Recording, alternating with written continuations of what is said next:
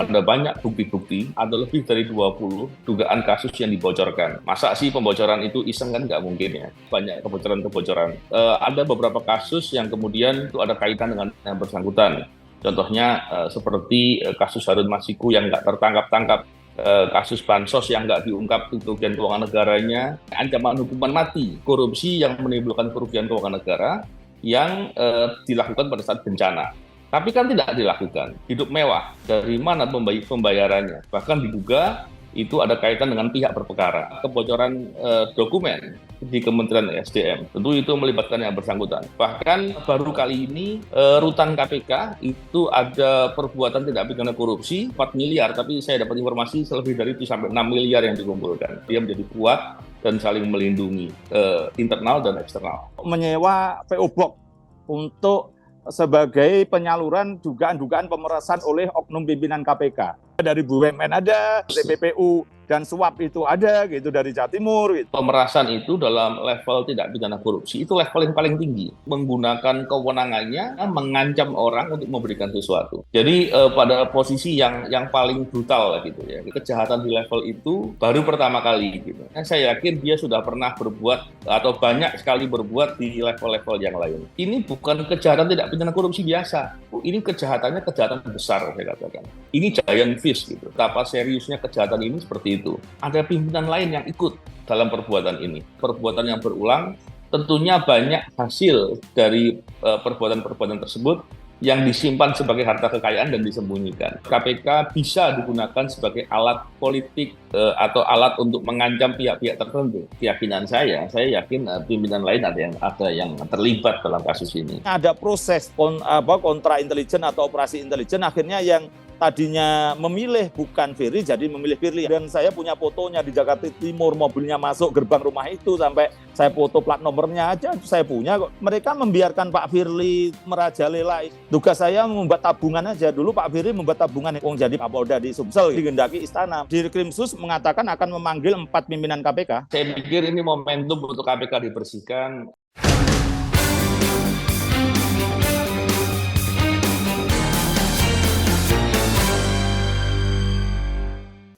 Assalamualaikum warahmatullahi wabarakatuh. Ketemu lagi kita di Crosscheck di kanal YouTube medcom.id dan juga metrotvnews.com. Anda yang terus menyaksikan Crosscheck setiap Minggu pagi pukul 10 waktu Indonesia Barat, saya ucapkan terima kasih. Pekan ini saya ajak Anda untuk berdiskusi tentang tidak jauh dari persoalan atau tema berita yang menjadi sorotan sepanjang pekan ini, yaitu tersangkanya Ketua KPK Firly Bahuri. Kalau dulu kita ingat ada kasus cicak versus buaya begitu ya. Kalau soal tersangka-tersangkaan KPK ini jadi rame, dihubung-hubungkan dengan cicak versus buaya. Tapi terkesan nih dari pemberitaan yang muncul mengalir reaksi publik dan lain sebagainya, kok ada terkesan rasa lega ketua KPK-nya akhirnya menjadi tersangka. Ini menjadi menarik karena banyak juga para mantan pimpinan KPK, para penyidik, mantan penyidik KPK yang kemudian menilai bahwa pada akhirnya Firly Bahuri ini bisa ditersangkakan, dan salah satu mantan penyidik KPK waktu itu adalah Bang Novel Baswedan sempat menyampaikan Firly adalah penjahat besar. Kita langsung cross-check kali ini dengan mantan penyidik KPK Novel Baswedan. Bang Novel, Assalamualaikum. Waalaikumsalam, Mas Indra. Ya, kemudian kita juga bersama dengan Koordinator Masyarakat Anti Korupsi Indonesia atau MAKI. Siapa lagi kalau bukan Bang Boyamin Saiman. Bang Boyamin, Assalamualaikum. Waalaikumsalam warahmatullahi wabarakatuh. Oke, Bang Boyamin, sebelum kita nanti lanjutkan obrolan kita pekan lalu tentang persembahan Firly ya, saya ingin gali dulu dari Bang Novel. Bang Novel dulu pernah ada di KPK. Bang Novel figur yang sangat-sangat diketahui publik, dihormati publik tentang bagaimana pemberantasan korupsi di Indonesia, dan KPK menjadi salah satu lembaga yang sangat dipercaya publik. Memang sekarang kemudian berbeda kesan masyarakat yang ditangkap, KPK mengalami penurunan dan lain sebagainya. Pada hari ini, artinya pada sepanjang pekan ini kita melihat Firly Bahuri ketua KPK ditersangkakan oleh polisi. Bang Novel menyikapi ini dan menyatakan Firly adalah penjahat besar. Ini kan statusnya baru tersangka, tapi Bang Novel bisa langsung mengatakan Firly adalah penjahat besar. Pasti punya penilaian-penilaian dan informasi yang jauh lebih dalam mungkin Bang Novel ketahui Mungkin kalau Bang Novel tidak keberatan bisa diceritakan kepada kami, Bang Novel. Mengapa Firly bisa sampai pada kategori penjahat besar menurut Bang Novel? Baik, terima kasih Mas Indra. Jadi tentunya ketika berbicara terkait dengan Firly Bahuri, saya melihatnya bukan hanya terkait dengan statusnya yang jadi tersangka hari ini. Kita coba perhatikan bagaimana Firly Bahuri ketika menjadi deputi penindakan, dia juga sudah banyak terindikasi ataupun ada banyak bukti-bukti yang menunjukkan dia ada melakukan tindakan-tindakan yang justru bertolak belakang dengan kewajibannya untuk memberantas korupsi. Sederhananya ada lebih dari 20 dugaan kasus yang dibocorkan. Masa sih pembocoran itu iseng kan nggak mungkin ya. Cuman memang pembuktiannya belum sampai pada level untuk dibuktikan adanya tindak pidana korupsi. Dan kemudian kalau kita lihat upaya yang dia lakukan justru mendukung adanya perubahan Undang-Undang KPK Undang-Undang Nomor 19 2019 dan kemudian yang bersangkutan masuk menjadi pimpinan KPK di tengah segala kritik dari banyak pihak yang menggambarkan bahwa Firly Bahuri ini integritasnya bermasalah, track record-nya tidak baik dan banyak lagi. Bahkan pimpinan KPK saat itu, Pak Agus Raharjo dan kawan-kawan, menyampaikan pemberitahuan kepada Komisi 3 melalui surat untuk memberitahu bahwa untuk memberi masukan agar jangan sampai kemudian yang bersangkutan menjadi pimpinan KPK. Dan kemudian kalau kita lihat, Firly Bahuri lah yang kemudian ketika menjadi pimpinan KPK, dia justru berupaya untuk melakukan membangun persepsi seolah-olah cukup dengan pencegahan saja gitu. Dan kemudian upaya yang dilakukan adalah ngerem lah agar proses-proses penindakan itu betul-betul bisa dihindari dan bahkan beberapa banyak kebocoran-kebocoran. Kalau kita lihat ada beberapa kasus yang kemudian diyakini itu ada kaitan dengan yang bersangkutan. Contohnya seperti kasus Harun Masiku yang nggak tertangkap-tangkap dan kasus bansos yang nggak diungkap kerugian keuangan negaranya dan banyak lagi yang lain. Kasus bansos ini yang Juliari itu ya, Bang Novel? Juliari itu kasus suapnya, Mas Indra. Kalau kita bicara terkait dengan kasus bansos, tentu kita masih ingat bahwa Firly Bahuri itu menyampaikan dalam pembicaraan ke media bahwa dia akan mengusut dengan ancaman hukuman mati. Ancaman hukuman mati itu hanya ada di pasal 2 ayat 2. Dan itu adalah korupsi yang menimbulkan kerugian keuangan negara yang dilakukan pada saat bencana. Tapi kan tidak dilakukan. Artinya bagaimana kita mudah melihat hal-hal itu untuk mengkaitkan bahwa ada beberapa peran dari yang bersangkutan. Dan bagaimana upaya yang bersangkutan ketika saya dan kawan-kawan sedang ada di KPK, kita menangani banyak kasus-kasus besar, dan kemudian justru disingkirkan dengan cara menggunakan TWK dan upaya-upaya lain.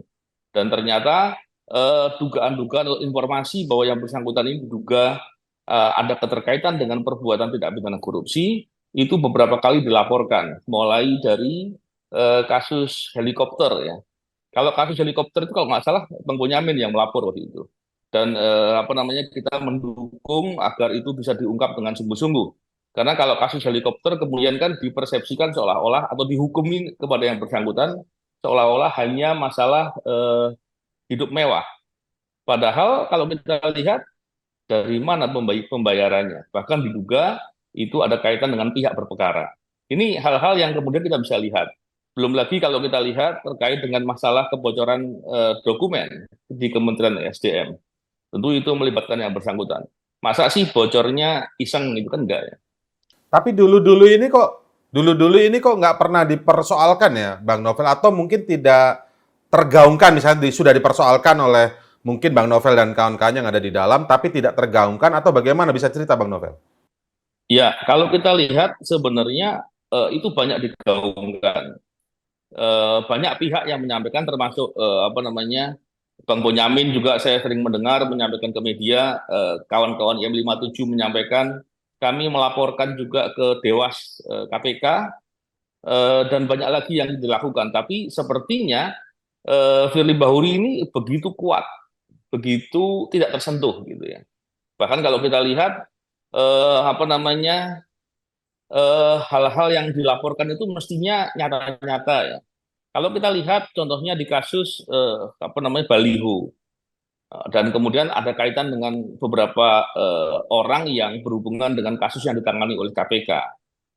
Begitu juga dengan SMS blast yang dilakukan. Artinya yang bersangkutan ini memang masalahnya besar sekali. Kalau kita lihat dampak yang dia lakukan selama ini adalah membuat KPK hancur. Kepercayaan publik pada KPK hancur diantaranya, atau saya yakin sumbangsi yang paling besar karena kepemimpinannya Firly Bahuri ini. Nah, disitulah kemudian ketika kita lihat, bahkan baru kali ini rutan KPK itu ada perbuatan tidak pidana korupsi dan nilainya besar. Saya tidak ingat persis ya. Memang Dewas mengatakan 4 miliar, tapi saya dapat informasi selebih dari itu sampai 6 miliar yang dikumpulkan. Bayangkan sampai seperti itu kejadiannya, dan itu tidak pernah diungkap, tidak pernah diusut dalam tidak pidana. Diusut hanya pelanggaran etik. Di rutan KPK ada perbuatan tindak pidana korupsi yang sampai dugaannya 6 miliar tadi ya, Bang Novel maksudnya ya? Ya, ya. Dan itu kalau kita lihat, justru pimpinan KPK mengeliminir ya, justru mengatakan seolah-olah itu pungli gitu. Bayangkan pungli berarti seolah-olah kayak orang parkir liar ngambil uang kecil-kecil gitu kan, pungli. Padahal yang terjadi ini uang besar gitu. Dan kalau dilihat apa apa bisa dipercaya bahwa hanya sekedar memberikan fasilitas. Saya khawatir di situ juga banyak kebocoran atas perkara-perkara yang ditangani oleh KPK. Karena biasanya orang yang ditahan itu juga sedang apa namanya, pastinya dia tersangka dan dia memerlukan banyak informasi-informasi, dan disitulah hal yang berbahaya ya. Jadi kalau dilihat dari banyak hal itu, dan terlebih lagi ketika sekarang ini perkaranya adalah pemerasan. Jadi kalau apa Mas Indra lihat, pemerasan itu dalam level tidak pidana korupsi itu level yang paling tinggi. Karena apa namanya, sifatnya itu betul-betul menggunakan kewenangannya, menyalahgunakan kewenangannya, mengancam orang untuk memberikan sesuatu. Jadi pada posisi yang paling brutal lah gitu ya. Jadi korupsinya yang paling level tinggi. Saya yakin, atau paling tidak dari perspektif teori atau pengalaman, kita juga melihat tidak mungkin orang yang bisa berbuat kejahatan di level itu baru pertama kali gitu. Apalagi kalau kita lihat dikaitkan dengan apa namanya, level-level di bawahnya, saya yakin dia sudah pernah berbuat atau banyak sekali berbuat di level-level yang lain. Jadi menggambarkan itu, makanya saya pandang ini bukan kejahatan tidak pidana korupsi biasa. Bahkan kalau kita lihat di level pimpinan KPK yang apa namanya, memimpin langsung menjadi panglimanya untuk bisa memberantas korupsi di Indonesia, dia justru malah berbuat kejahatan tidak pidana korupsi. Jadi ini masalahnya sangat serius ya. Jadi kalau saya melihat itu, ini kejahatan besar saya katakan. Bahkan di beberapa forum diskusi saya katakan, kalau apabila orang beranggapan menteri itu adalah, menangkap seorang menteri adalah big fish gitu ya, ini giant fish gitu. Oleh karena itu, untuk menggambarkan betapa seriusnya kejahatan ini seperti itu. Apalagi yang bersangkutan ini melakukannya bukan tiba-tiba, tapi proses panjang. Dan ini bukan hanya kejahatan satu kali dan berdampak kepada masalah saat itu, tapi yang dilakukan berpengaruh besar kepada KPK, kepercayaan publik terhadap KPK, dan saya yakin juga akan berdampak dengan indeks persepsi korupsi terhadap Indonesia. Jadi sebesar itulah yang saya bisa gambarkan terkait dengan apa yang dilakukan oleh Firly Bahuri hari ini. Bukan tiba-tiba dan baru sekarang ini, dan jangan dilihat hanya dari unsur ini hanya pemerasan. Kata-kata hanya itu nggak boleh tuh, karena pemerasan itu udah level brutalnya ya. Dan pasti tahapan-tahapan sebelumnya itu sudah pasti kejahatan itu pernah dilakukan oleh Firly ya. Sejak zaman deputi ya Bang Novel ya. Sejak zaman deputi memang dalam proses pertanggungjawaban pidana belum pernah diusut secara tuntas. Tapi indikasi adanya hal yang serupa atau mirip begitu, itu bisa dilihat dari dugaan yang bersangkutan membocorkan dokumen-dokumen penting atau informasi-informasi penting, dan itu berdampak dengan tidak berjalannya suatu perkara yang sedang dilakukan penanganan oleh KPK. Bang Novel, boleh saya pakai analogi dulu sebelum ke Bang Boyamin ya. Misalnya ini ada sebuah lembaga nih, yang satu ini memang orang yang kotor, misalnya di dalam lembaga ini ada satu orang yang kotor nih. taruhlah kita ngomongin jangan di KPK dulu, biar nggak bingung. Ada sebuah perusahaan, satu orang ini kotor. Nah, ada yang tahu, katakanlah yang tahu ini namanya Bang Novel nih, tahu nih, dan kawan-kawan. Tapi apakah yang lain nggak mungkin tahu? Misalnya pimpinan yang lebih tinggi dan lain sebagainya waktu itu nggak tahu, kayaknya nggak mungkin. Harusnya tahu. Nah, Bang Novel tadi menyisipkan kata-kata sepertinya Firly Bahuri ini kuat sekali. Siapa yang menguatkan seorang Firly setahu Bang Novel? Siapa backingannya lah kurang lebih gitu. Memang masih Indra jeli sekali untuk bertanya, memang keren. Tapi begini, kalau saya melihat kuatnya Firly itu bukan tiba-tiba dan tidak hanya semata-mata dari internal KPK. Bisa jadi ketika orang-orang di internal KPK terpukau dengan Firly yang seolah-olah kuat, maka mereka kemudian ada yang ikut-ikutan, ada yang berpihak, ada yang takut dan diam barangkali. Jadi kalau menggambarkannya seperti itu. Tapi di luarnya yang kuatnya seperti apa, biasanya Bang Bonyamin yang jago yang cerita itu. Tapi saya akan cerita dari internal KPK-nya dulu Ya, deh. ya boleh, boleh. Satu-satu kan. Ini Di penting internal soalnya. KPK, ya, di internal KPK itu sistem kerja sudah dibuat begitu sistematis. Dan tidak mungkin pimpinan KPK bisa mengakses semua informasi dengan tanpa diketahui oleh orang lain. Dan tidak bisa memberikan perintah-perintah yang itu tidak dilakukan dengan akuntabel gitu. Hal ini yang kemudian saya justru menduga kalau benar perbuatan Firly Bahuri, walaupun sebenarnya kalau dalam hati saya ditanya, saya sangat-sangat yakin benar gitu ya. Tapi paling tidak dalam perspektif publik saya mengatakan dengan bila benar, maka saya cukup yakin, cukup bisa menduga bahwa ada pimpinan lain yang ikut dalam perbuatan ini. Ini yang pertama yang bisa digambarkan. Yang kedua, saya sangat yakin bahwa perbuatannya ini tidak sekali. Oleh karena itu, masih banyak kasus-kasus lain dan bisa jadi atau sangat kuat indikasinya ini juga melibatkan pejabat lain di KPK. Dan yang ketiga adalah tentunya saya sangat yakin dengan adanya perbuatan yang berulang, tentunya banyak hasil dari perbuatan-perbuatan tersebut yang disimpan sebagai harta kekayaan dan disembunyikan.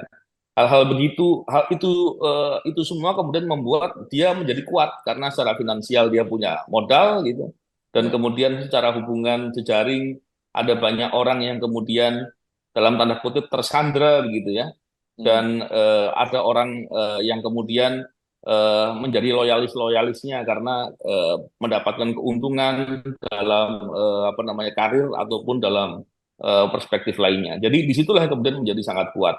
Kalau terkait dengan yang di luar, saya khawatirnya begini. Eh, Biasanya atau paling tidak dalam pemahaman saya, KPK itu dengan banyaknya apa namanya informasi-informasi yang disimpan oleh KPK terkait dengan tindak pidana korupsi dan aliran dana ya, transaksi keuangan, itu kemudian membuat KPK bisa digunakan sebagai alat politik atau alat untuk mengancam pihak-pihak tertentu. Oleh karena itu, saya khawatir yang bersangkutan ini menjadi kuat karena berafiliasi dengan kelompok-kelompok tertentu atau pihak-pihak tertentu, dan tentunya ada hubungan mutualisme lah gitu, untuk apa namanya saling membackup, dan itu kemudian membuat dia menjadi kuat dan saling melindungi. Hal-hal itu yang bisa saya gambarkan untuk memberi perspektif paling tidak dua dari internal dan eksternal. Gitu, Mas Indra. Pimpinan-pimpinan KPK yang dulu, misalnya ketika siapa namanya Firly itu masih deputi itu mengetahui tidak sebenarnya permainan seorang Firly ini. Tapi idealisme itu kalah dengan ketakutan karena Firly mungkin kuat tadi dengan afiliasi atau kelompok-kelompok tertentu di luar KPK. Kalau ketika Firly menjadi deputi, saya kira dia nggak kuat. Buktinya, yang bersangkutan diperiksa dalam suatu kasus yang diduga membocorkan atau menghalangi atau menggagalkan penanganan kasus, dan itu lebih dari 20 kasus. Dan dia diperiksa, walaupun kemudian sebelum diputuskan atas suatu peristiwa pelanggaran etiknya yang itu oleh internal KPK, kemudian yang bersangkutan ditarik kembali ke Polri dan menjadi pejabat di Polri. Ya. Jadi apa namanya? Saya lihat dari situ dia nggak kuat ya, dia belum punya jejaring yang membuat dia kemudian menjadi seperti tidak tersentuh. Buktinya diperiksa gitu ya, dan dia ditarik kembali. Dan dia menjadi kuat setelah yang bersangkutan maju sebagai pimpinan KPK, dan kemudian ternyata apa namanya, yang bersangkutan bisa sampai lolos dan menjadi ketua KPK. Wow. Ya, berarti backingannya yang dari saat kembali itu berarti ya, kurang lebih gitu ya. Iya, iya, Oke. kurang lebih begitu. Bang Novel tadi, Bang Boyamin menyinggung ada soal kasus Harun Masiku, soal kasus Bansos. Nah, kalau kita merujuk ke pekan lalu kita diskusi, Bang Boyamin, tapi kan Firly yang sekarang tersangka, sebelum tersangka, dia sudah mengeluarkan surat penangkapan ya, surat penangkapan terhadap Harun Masiku. Berarti kira-kira ini Bang Firly, kalau saya sudah ngeluarin surat penangkapan tapi masih ditersangkakan, berarti jualan Harun Masiku bisa dianggap nggak laku nih, Bang Yamin? Kira-kira gitu, Mas. Gimana nih? Ini biar kita berkelanjutan dialognya. Memang nggak laku. Nah, Karena saya bongkar. Kalau Ya. nggak saya bongkar, kira-kira laku kan gitu. oh, ya, Gara-gara wah ini dibongkar Boyamin di cross check ini gitu ya. Ya, karena Nah. kemudian yang mau membeli kan juga jadi ragu atau jadi batal kan gitu ya. Karena rencananya kan jual belinya di lorong gelap, tapi kebongkar kan ya jadi kalau ternyata tidak jadi tersangka, oh karena bisa sudah kita tebak kan gitu, kita bongkar kan gitu loh, Indra. Jadi otomatis yang membeli jadi ragu kan gitu. Otomatis ya memang nggak laku jadinya gitu. Dulu sebelum dugaan dari persembahan kan ada dugaan ngancam membocor atau membongkar kasus lawan-lawannya kan gitu kan. Tapi nampaknya itu juga nggak laku waktu itu. Jadi ya otomatis kemudian persembahan. Nah, persembahannya kurang mantap. Jadi ya kecuali kalau Harun Masiku ditangkap.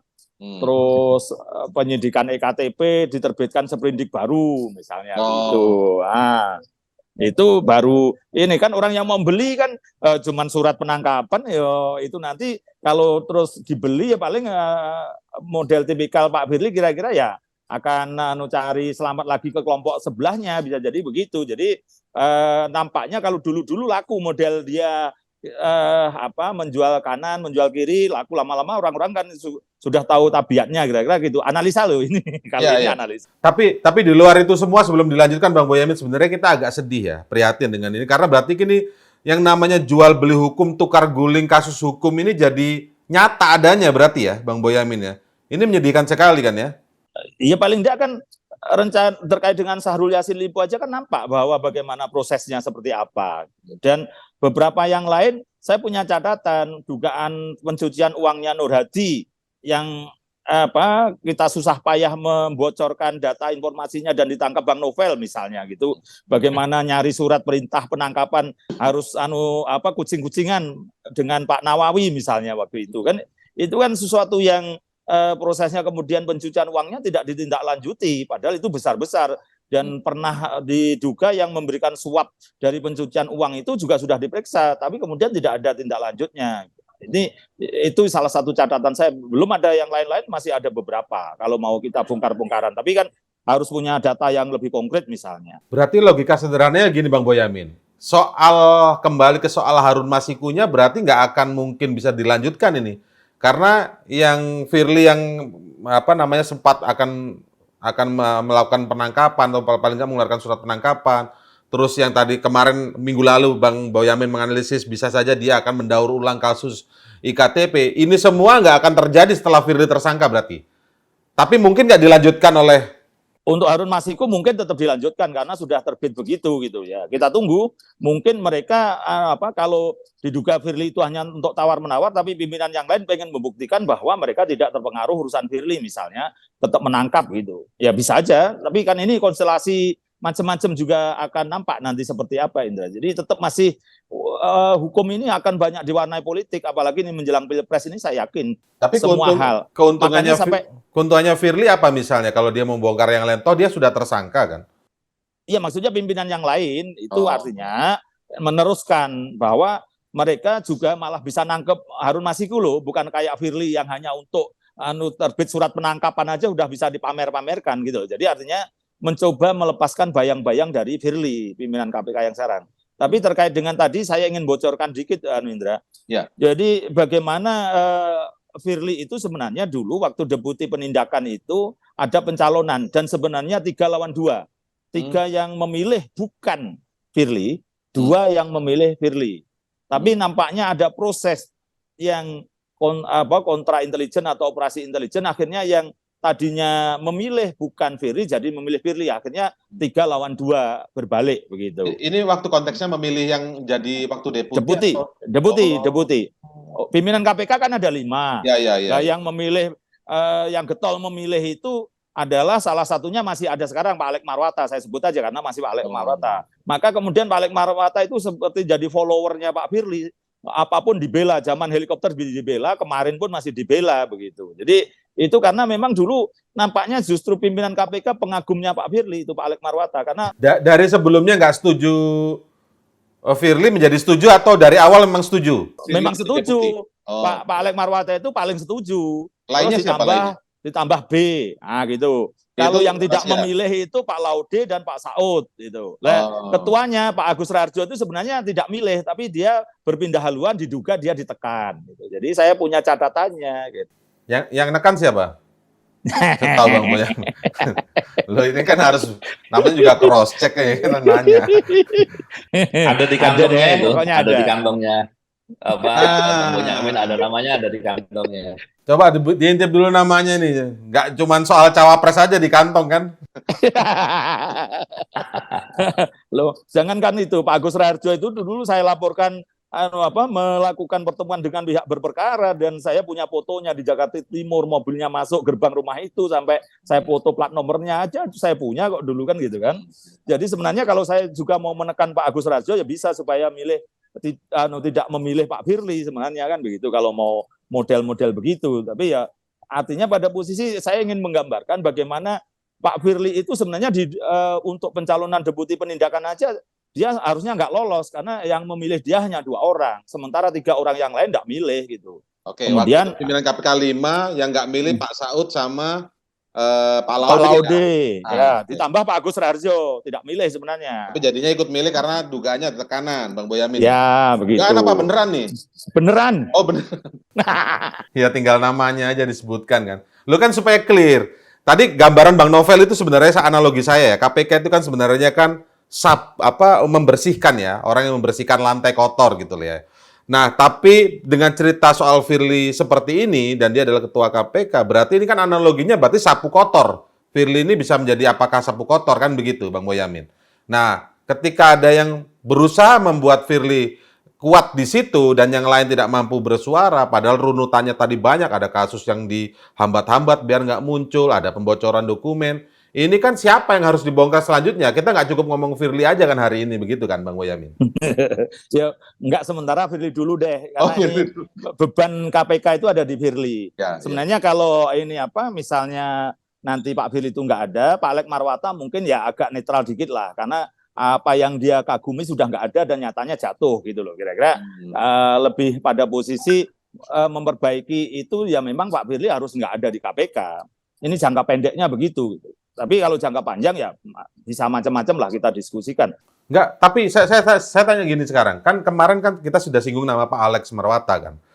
Menariknya itu memang betul. Bang Novel juga udah mengomentari itu tentang Pak Alex ya kan. Ada perkataan bahwa saya tidak malu, kurang lebih saya bangga kalau tidak salah mengatakan itu ya. Dan statusnya masih tersangka, masih proses hukum. Dengan menggunakan istilah yang cukup klasik lah ya, praduga tak bersalah. Ya kan gitu. Nah, itu KPK sendiri masih itu gimana pertanyaan? KPK sendiri masih dalam konteks konsep atau susunan pimpinan yang sekarang dan masih ada Pak Alex seperti itu masih bisa dipercaya publik tidak? Ya agak susah sebenarnya kalau bicara secara keseluruhan ini kan mereka membiarkan Pak Firly merajalela itu dan menjadi komando itu aja kan sudah salah 4 pimpinan yang lain gitu. Sebenarnya tidak bisa diharapkan sebenarnya, maka kemudian kemarin itu kan saya maju ke Mahkamah Konstitusi untuk menyatakan 5 tahun masa jabatan itu berlaku yang akan datang, yang sekarang 4 tahun, artinya selesai Desember ini gitu. Tapi Mahkamah Konstitusi tetap menolak, bahkan mereka tetap mengatakan bahwa kan harus segera ada SK Presiden untuk memperpanjang gitu. Nah, untungnya Presiden tidak memperpanjang sampai sekarang itu. Mudah-mudahan dengan melihat ini maka pemerintah bisa punya pendirian bahwa ini tidak layak diperpanjang gitu. Jadi dengan mengatakan bahwa ya debatable yang di MK itu gitu. Sebenarnya pada posisi itu. Jadi sebenarnya saya berharap pemerintah tetap memahami bahwa perpanjangan 5 tahun itu berlaku yang akan datang, tidak berlaku yang sekarang. Mana ada bisa berlaku surut, sebenarnya begitu. Jadi itu yang proses yang saya harapkan untuk bisa terjadi, karena memang tidak layak. Dan apapun gitu, di luar Pak Nawawi, menurut saya semua bermasalah. Kan saya juga sudah punya tabungan Pak Alek Marwata, saya laporkan Dewan Pengawas terkait dengan penangkapan yang terkait Basarnas, dia salah penetapan tersangka, tidak ada sprindiknya kok mengumumkan penetapan tersangka dan bukan wewenangnya. Dan saya sudah diklarifikasi Dewan Pengawas. Jadi tugas saya membuat tabungan aja. Dulu Pak Firly membuat tabungan helikopter bergaya hidup mewah. Nah, ini sebenarnya nyewa rumah itu dengan 650 juta kan saya laporkan bergaya hidup mewah. Nah, kalau ini diproses cepat aja sudah kartu kuning kedua, enggak usah nunggu putusan inkrah segala macam, sudah bisa diberi sanksi yang sampai level kartu merah, sebenarnya begitu gitu. Dan itu tidak bisa debatable, karena dulu sebenarnya yang helikopter itu memang saya laporkan gratifikasi, tapi Dewan Pengawas tidak mau repot, tidak mau manggil si penyedia penerbangannya, terafiliasi dengan apa, tidak mau manggil segala macam, dengan cukup mereka alasannya disewa dengan diskon, selesai. Nah, itu Dewan Pengawas juga ikut bersalah karena tidak mendalami laporan saya 2 item waktu itu, bergaya hidup mewah dan juga dugaan menerima gratifikasi. Karena helikopter itu memang disediakan oleh kelompok perusahaan yang sedang jadi pasien KPK hasil OTT, bukan seperti Menteri Pertanian yang masih penyelidikan karena bukan OTT, ini hasil OTT. Dan itu betul-betul perusahaan yang sahamnya dimiliki satu grup dengan yang kena OTT di Bekasi atau Kerawang lah itu, yang itu sudah jelas itu. Jadi ini Dewan Pengawas menurut saya memang juga nampak waktu itu terkagum-kagum dengan Firly, berusaha menyelamatkan. Nah, masih bisa diharapkan nggak Dewan Pengawas masih bisa diharapkan yang komposisi sekarang? Ya kalau sekarang nampaknya mereka kemarin bahasanya udah jengkel, udah muak gitu loh dengan Firly gitu. Jadi sampai pada posisi mempercepat gitu untuk proses-proses sidang etik gitu. Dan kemarin pun juga sudah berkirim surat hari ini pagi-pagi tadi sebelum kepolisian mengirim surat tersangka itu sudah mengirim surat kepada Presiden bahwa merekomendasikan untuk juga diberhentikan sementara gitu. Jadi nampaknya juga setelah mengetahui sepak terjang Pak Firly, akhirnya lama-lama mereka muak juga begitu. Bang Boyamin, orang paling kuat di Republik ini kan namanya Presiden. Tadi kan kita nanya-nanya siapa yang kuat sehingga membuat Firly ini kuat, kan kita gitu. Tapi kalau dengar dari cerita ini kan berarti ini bukan Presiden nih. Tapi Presiden itu sebenarnya mengetahui nggak sih tentang sepak terjang Ketua KPK yang banyak dipertanyakan publik ini? Saya yakin tahu, karena sejak awal jangan kemudian dipotong tadi, Indra, bahwa Presiden tidak seakan-akan tidak gitu. Jangan dulu, jangan gembira, jangan tunggu dulu. Jadi Presiden maksudnya gimana? Ikut backup enggak? Ya, setidaknya atas terpilihnya Firly dulu, Presiden menurut versi saya tahu dan ikut mengizinkan, karena pansel itu sudah dikode gitu loh. Terutama pansel itu harus tanda kutip kira-kira gitulah. Dari diduga, bahasa enaknya diduga bahwa pansel itu sudah dikode untuk meloloskan Pak Firly. Nah, di DPR juga udah ada yang menjaga. Nanti diduga pasti terpilih. Dan itu waktu di Palembang itu Pak Firly itu keceplosan ngomong kepada seseorang bahwa dia tanda kutip dikehendaki istana. Ah, gitu loh. Kenapa dia maju? Ada buktinya itu, omongan itu ada ya, Bang Boyamin ya? Masa bukti saya omongkan gitu kan? Tapi saya mendengar dari orang yang tadi tanya, dan keceplosan itu mendengar langsung gitu loh, bukan katanya gitu. Jadi tanda tersirat bahwa dia dikehendaki, dia kenapa maju akhirnya gitu kan? Wong jadi Kapolda di Sumsel gitu kan. Kemudian ada yang tanya yang selevel dia di sana, dan tanda itu keceplosan dikehendaki istana. Maka orang-orang yang lain-lain itu dikehendaki istana ini waktu Kapolda. Waktu maju jadi pimpinan KPK, masih Kapolda kan? Masih Kapolda waktu itu, dan ada yang menanya ke dia gitu loh. Orang yang menanya ke dia itu cerita ke saya, menyampaikan ke saya bahwa itu Firly dari omongannya itu dia mengatakan dikehendaki istana. Apakah itu bluffingnya Firly sendiri atau sesungguhnya, ya ini tidak bisa saya katakan benar atau tidaknya gitu. Tapi setidaknya dia keceplosan bahwa dia maju ke ketua KPK, pimpinan KPK itu karena merasa dikehendaki istana gitu. Tapi kalau disinggung tadi kasus-kasus yang terhambat itu kan kasus-kasus yang mungkin mengarah ke kelompok tertentu ya. Bisa tadi misalnya kasus Harun Masiku, kasus apa bansos, ya kan, kemudian dugaan daur ulang KTP dan lain sebagainya. Kan itu mengacu ke kelompok tertentu. Oke, kayaknya Bang Boyamin belum bongkar, nanti tunggu di pertanyaan selanjutnya. Enggak, tapi saya kembali ke Bang Novel. Bang Novel kan tadi juga dalam pernyataannya juga pernah, nggak pernyataan sekarang, ketika mengatakan Firly itu penjahat besar, disebutkan itu nggak mungkin juga dilakukan sendirian. Nah, ketika Firly menjadi tersangka, muncullah seseorang yang mengatakan, dalam hal ini Pak Alexander Marwata kan, mengatakan bahwa ketika saya ditanya, saya tidak malu, maksudnya kurang lebih mendukung Firly lah ya. Bolehkah publik mencurigai Bang Novel kemudian ketika kejahatan seperti pemerasan, mengkondisikan kasus, kan nggak mungkin, seperti kata Bang Novel, nggak mungkin sendiri nih berjalan nih. Apakah yang lain-lain itu harus diperiksa? Entah itu yang ada dalam KPK, entah itu pimpinan, entah itu dan lain sebagainya, Bang Novel. Ya, begini, tentunya kalau memeriksa itu korelasi dengan proses pembuktiannya, bukan sekedar mencoba-coba. Tapi dalam keyakinan saya yakin pimpinan lain ada yang terlibat dalam kasus ini. Terlibatnya seperti apa? Itu tentunya proses pembuktian yang bisa mengatakan itu. Tapi apa namanya? Apakah akan dipanggil? Tentunya kita nggak tahu.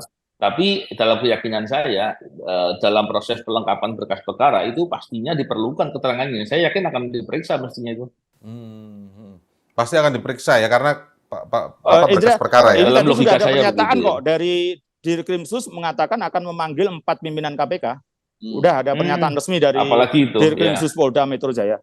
Ya, Tapi kalau masuknya kasus pemerasan terhadap mantan-mentan saja cukup nggak untuk, kalau Bang Novel bilang ini momentum bersih-bersih KPK? Karena kalau kita lihat tadi penjelasan Bang Novel, ini kan sudah runutan yang lama nih. Ada banyak dikondisikan, dan ini kan baru sekarang aja karena apa mungkin pihak yang dirugikan dalam hal ini itu fight back.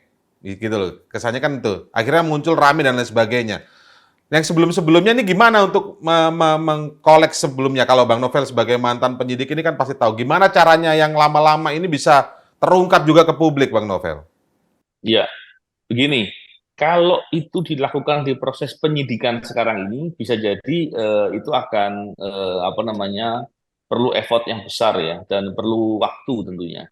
Tapi sebetulnya cara yang paling mudah itu adalah dengan menggunakan Dewan Pengawas. Dewan Pengawas itu keberadaannya ada di KPK. Secara emosional dia dekat dengan para pegawai KPK, para insan di KPK, baik struktural ataupun pegawai lainnya. Tentunya para struktural dan pegawai KPK banyak yang tahu fakta-fakta itu. Oleh karena itu tergantung Dewan Pengawas. Kalau Dewan Pengawas mau, Dewan Pengawas bisa melakukan pendekatan dengan orang-orang yang diyakini punya informasi, dan mereka bisa apa namanya mengkolek informasi itu dan lebih mudah untuk memeriksa dengan lebih tuntas. Yang kedua, kita lihat di beberapa pemeriksaan di kasus ini, itu banyak pejabat KPK yang dipanggil tidak langsung datang. Ini agak aneh gitu. Bukan hanya Firly kan yang beberapa kali manggil, saksi-saksi juga. Saya berkeyakinan itu ada kaitan dengan upaya-upaya untuk menutup-nutupi. Dan saya pikir hal-hal begitu yang seharusnya Dewan Pengawas bisa menelusuri dan untuk bisa melihat kaitan orang-orang yang terlibat dalam kaitan gitu kurang lebih ya. Oke, Bang Boyamin, ini boleh ditambahkan dikit sebelum mungkin ini. cepat pulang. Ya, ini apa? Sebenarnya saya ingin tadi sudah ke kantor pos di dekat kantor saya di BSD untuk menyewa PO Box untuk sebagai penyaluran dugaan-dugaan pemerasan oleh oknum pimpinan KPK. Karena ada beberapa yang menghubungi saya, tapi nggak berani ketahuan kalau lewat WA, lewat anu kan bisa dilacak. Saya diminta membuka PO Box gitu. Jadi kalau PO Box kan bisa anonim betul kan gitu kan. Nah, saya akan umumkan minggu depan gitu. Karena jadi, sudah banyak ini Bang yang mulai masuk sebenarnya ya. Ada dari BUMN, ada dari terkait yang saya sebut tadi dugaan TPPU dan suap itu ada gitu dari Jawa Timur gitu ada. Jadi sudah mulai beberapa gitu yang menyampaikan ke saya, tapi mereka minta ada PO Box gitu. Jadi ini menggunakan cara-cara lama, pakai PO Box gitu. Saya ternyata masih ada kok kantor pos sekarang PO Box itu cuma 250.000 1 tahun. Ya udah lumayan mau saya sewa. Ini kalau dibuka Bang Boyamin begini ntar di hijack lagi nanti. Kalau pakai saluran elektronik kan bisa dihack, bisa ini kan. Tapi kalau PO Box kan nggak bisa. Oke. Dan bisa aman gitu. Jadi saya umumkan pada publik melalui cross check ini bahwa saya akan membuka PO Box mulai minggu depan untuk dugaan-dugaan laporan pemerasan oleh oknum pimpinan KPK. Oke, Bang Novel, ini pentingnya tadi kembali ke Bang Novel, momentum bersih-bersih ini harus seperti apa? Dewasnya sendiri masih kita bisa berharap nggak dengan komposisi sekarang, Bang Novel? Menurut Bang Novel? Ya, memang Dewas ini kan sebetulnya orang-orang yang punya kredibilitas ya. Tapi belakangan kemudian ketika di KPK justru malah nggak ada suaranya. Jadi kalau melihat apa yang sudah dilakukan yang lalu-lalu, tentu kita betul-betul tidak bisa berharap apapun dari Dewan Pengawas ini. Tapi rasanya masa iya masih mau begitu terus. Jadi saya kira mereka juga perlu pembuktian dan kasus ini menjadi ruang buat para anggota Dewas itu untuk pembuktian bahwa mereka adalah orang yang masih bisa dipercaya. Jadi saya pikir ini peluangnya seperti itu. Bang Novel, tapi kalau kemudian ke depan kita bicara KPK itu menurut Bang Novel itu sekarang di antara 1 sampai 10 nilainya berapa sih KPK kita sekarang ini? Ya, tentunya KPK yang sekarang ini kalau kita bicara kondisi yang sekarang tentunya nilainya berapa ya? Rendah sekali lah. Tentu saya sulit untuk mengukur begitu. Tapi kalau seandainya para pimpinan KPK ini dibereskan, dibersihkan, dan orang-orang yang terlibat dalam perkara korupsi selama ini dibereskan, di KPK itu masih banyak orang yang bisa dipercaya dan punya komitmen untuk bekerja benar lah gitu. Jadi kalau saya nilai nanti saya khawatir justru membuat mereka pada putus asa. Jadi saya berharap justru dengan kondisi yang sekarang ini, ya inilah momentum untuk diperbaiki. Indra, sebelum ke Bang Novel, saya mau pamit dulu ya Indra. Oh ya silakan, tapi dijawab juga Bang Boyamin sebagai kesimpulan deh. Ya. Ketika prosesnya masih ada. Tetap kita butuhkan KPK. Betul. Bahwa ada kurang-kurangnya kita tambal dan saya pasti tetap mengawalnya gitu, dengan metode macam-macam. Ya mulai tertinggi maupun terendah, misalnya gugatan pra peradilan perkara mangkrak, tetap kita butuhkan itu. Dan saya berharap teman-teman ada yang mau masuk kembali, Bang Novel masuklah ke KPK lagi gitu. Saya berharap. Ya. Dan yakinlah saya akan tetap di luar pagar, jadi tidak akan pernah masuk gitu. Karena untuk menjaga itu harus ada yang menjaga dari luar pagar, karena bentuk cinta kita kepada KPK dan pemberantasan korupsi RI ini supaya lebih baik. Oke, boleh penutup sedikit Bang Novel, boleh penutup sedikit, silakan Bang Novel. Saya pikir ini momentum untuk KPK dibersihkan, orang-orang yang bermasalah ini dibereskan. Semoga kita bisa letakkan harapan kepada KPK untuk bekerja memberantas korupsi yang sungguh-sungguh objektif dan jujur. Saya kira ini momentum yang bagus. Oke. Baik, kita harapkan demikian. Terima kasih Bang Novel. Nanti lain kali kita ngobrol-ngobrol lagi, boleh ya Bang Novel ya? Oke. Terima kasih. Ya, Assalamualaikum Bang Novel. Baik, itu tadi diskusi kita di akhir pekan kali ini bersama narasumber kita. Tadi ada mantan penyidik KPK Novel Baswedan dan juga Koordinator Masyarakat Anti Korupsi Indonesia MAKI, Boyamin Saiman. Semoga ini menambah pengetahuan kita, wawasan kita tentang apa yang sekarang terjadi tentang penegakan hukum di tanah air. Terima kasih Anda terus menyaksikan Cross Check. Selamat siang, sampai jumpa.